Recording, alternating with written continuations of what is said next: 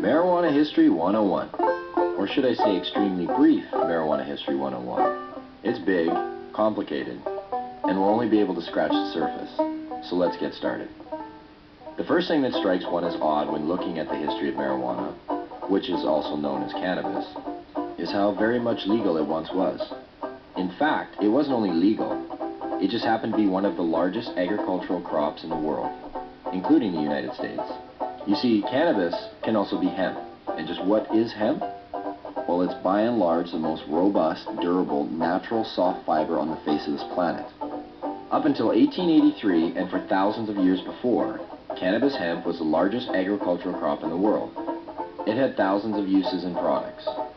The majority of fabric, lighting oil, medicines, paper, and fiber came from hemp. The first marijuana law to exist in the United States was a law ordering farmers to grow hemp. Benjamin Franklin used it to start one of America's first paper mills. The first two copies of the Declaration of Independence were written on cannabis hemp paper. Up until the 1800s, most of the textiles in the United States were made with hemp. 50% of medicine marketed in the last half of the 19th century was made from cannabis. Even Queen Victoria used the resin extracts from cannabis to alleviate her menstrual cramps. But the funny thing about industrial hemp was you couldn't get high from it. Yet, it was lumped in with the following, which also made little sense. Reefer madness. In the early 20th century, yellow journalism had surfaced.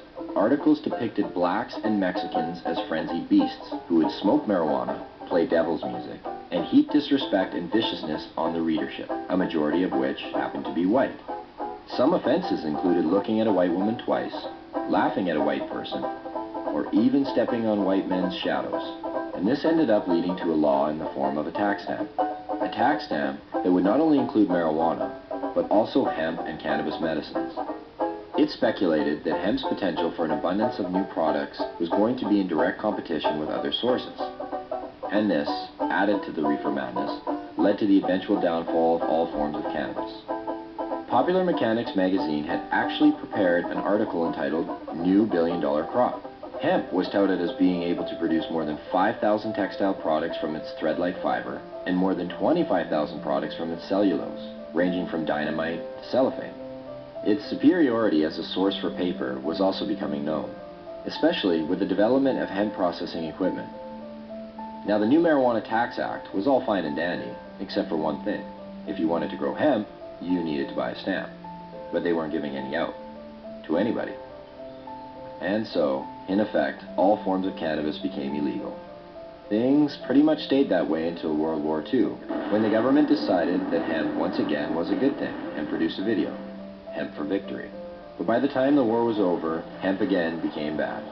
And in 1948, when the marijuana law once again came into question, Congress recognized that marijuana was made illegal for the wrong reason. It didn't make people violent at all. It made them pacifists.